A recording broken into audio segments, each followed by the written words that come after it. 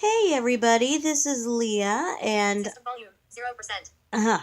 and I want you to all know that I'm not doing a live video this time due to the fact that I have decided that it is time to do this to kind of do a live by Memorex, just to kind of give a little hint of what I'm about to do on my YouTube channel. So, I have been out sick. I've had other projects. I've had a death in the family, so all my other stuff has been taking place called real life. So YouTube has not been part of my uh, apparatus as of lately, but I'm going to be back, and I've still got one thing I want to take care of. But I happened to catch something. Now, I have not seen The Handmaid's Tale. I don't even know what it's about, but according to some, it has to do with, they say that it has this feminist ring to it, that it has these, basically these poor women are having babies for their male counterparts and stuff like that. And that's the story of The Handmaid's Tale. And I'm thinking, okay, wait a minute, that doesn't sound like the one that I'm used to hearing. So I'm going to tell you the story of the real Handmaid's Tale. And the real Handmaid's Tale starts in the book of Genesis. Now, folks, I do my biblical history so much of the time, and I like to study it as long as I possibly can. Now, folks, you know and I know that the idea of the handmaid is that she's a servant of the husband, she's a servant of the, she makes babies and all that kind of stuff. Oh, how horrible. You know what that is? These feminists are screaming how horrible this is, and it's a show on Hulu. Now, I've never seen this thing, but I have listened to, from what I understand, the handmaid is a servant of a wife.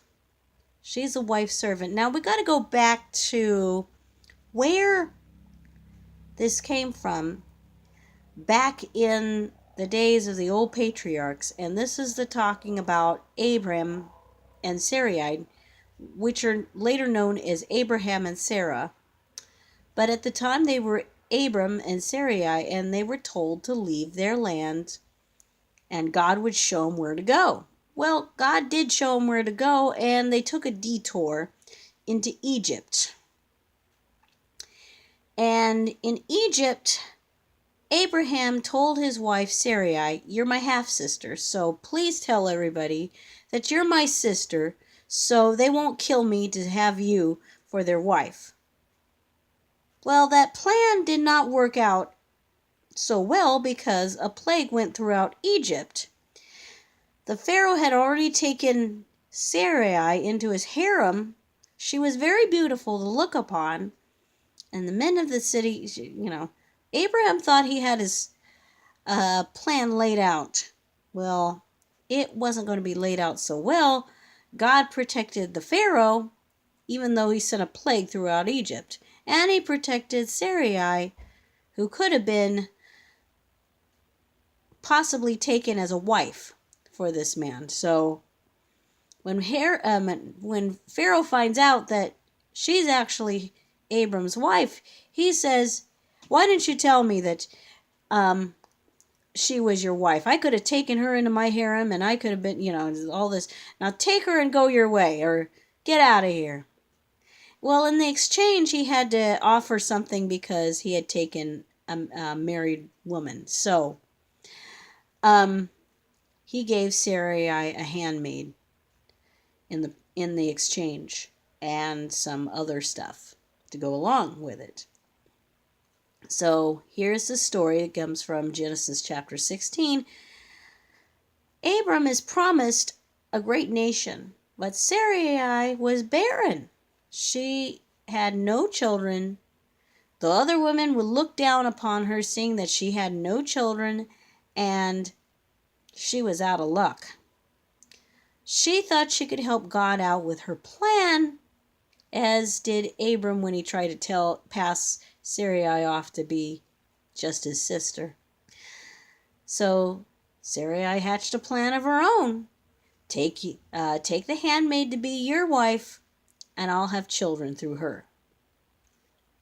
Good plan, except Hagar, the handmaid of the Egyptian handmaid, got pregnant, and as she would, she let it be known that she was pregnant, and it upset Sarai so bad that she blamed Abram for it. Now you got to remember that she was the one who concocted this scheme in the first place. She said, "It's your fault that she despises me now." And Abram, he doesn't know what to do with it. He says, "Well, she's your servant. Do with her as you please." So she must have dealt very hardly with her that she caused her to run away. And God found her running away and gave her a promise, said that he will hear her. He heard her cries, and she had run away, and he told her, "Go back to your mistress and serve her, and you will have a son named Ishmael, and Ishmael will become a great nation." So she went back to Sarai, her mistress, and served her and had the son Ishmael. And because God made a promise to Abraham that his descendants would become very great.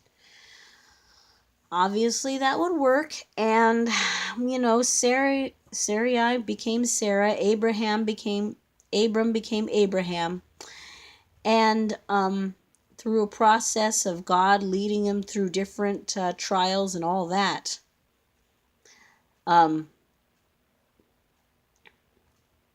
course, Abraham, not learning from his mistake from before, did the same thing in Gerar. We won't get into that. But anyway, Sarah has baby Isaac. And Isaac meant laughter. Laughter because, of course, Sarah laughed that she could have a child in her old age. And it became so. God made right on his promise like he always does. And so, that being said, now they've got a problem here. An older son, 3 years would pass, or 3 or 4 years would pass. Isaac is weaned. Now they got a teenager on their hands. And a teenager, a little boy, and a wife and a substitute wife. So, as teenagers will do, they tease their younger siblings. And he probably did it with as some teenage boys do, they torment their little ones. And Sarah couldn't take it, and she said, "Get this woman and her son out of there." And Abraham was grieved because Ishmael was his son too. But God promised him that he would make Ishmael a great nation. So Abraham gets provisions ready for Hagar to take with Ishmael. They go out into the wilderness. The water had dried out and all the provisions had run out. And Hagar, like she has done in the past, ran off and covered her son in the bushes because she couldn't see him die. An angel of the Lord comes to her and he says, "Why are you crying?" And she said, "I can't bear to see my son die." And the Lord provides a brook for her and Ishmael to drink from. Now remember, there was another prophecy that was made through Ishmael that he would become a wild man and he would be untamable. And this was true. So Ishmael becomes untamable. Now this here in the Bible, this is a situation in which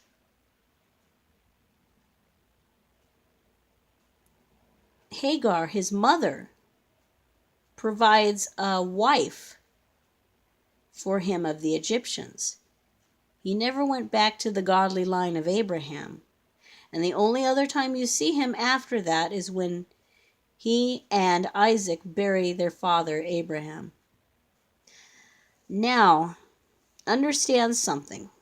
One little mistake like that, it may be one little mistake, but it had long-term consequences. Because, Sarah got out of God's plan. She had trouble thinking that, she tried to do God's work for him. And the end result allowed two nations to war against each other for years afterward. So today we see Israel and the Arab nations fighting against each other, warring against one another. How sad do you think this is? This is not the Handmaid's Tale you probably heard, but it is in the Bible. Go look it up, starting with Genesis chapter 16. And continuing on probably through the later chapters before you get to, Isaac and his family, and then Jacob and their families.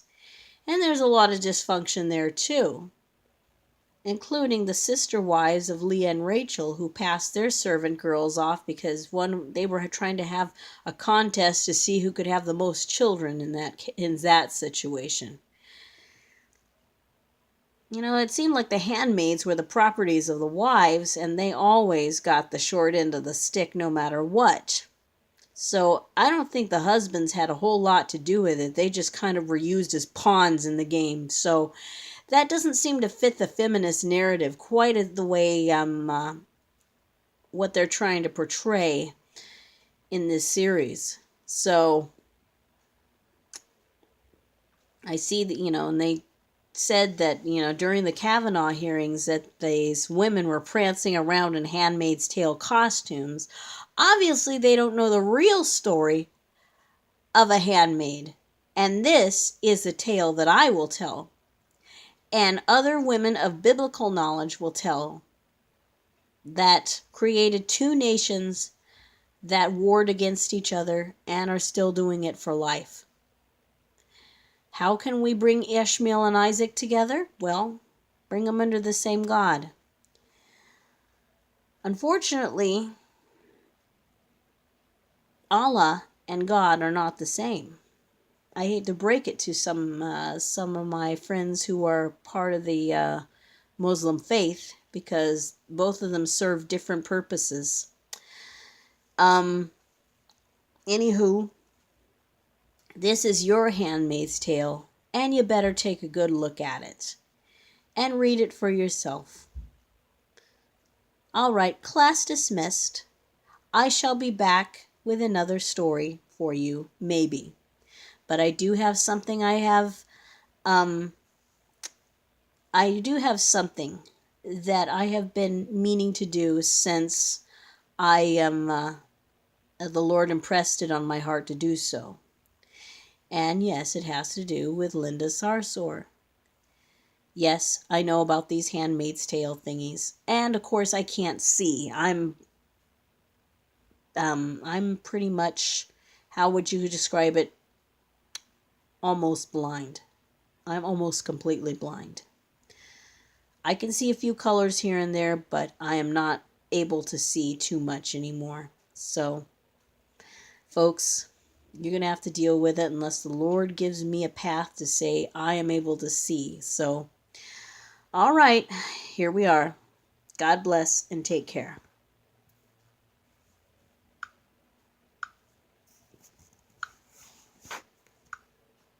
Capture button.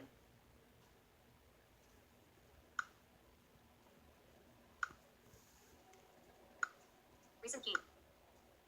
Stop button.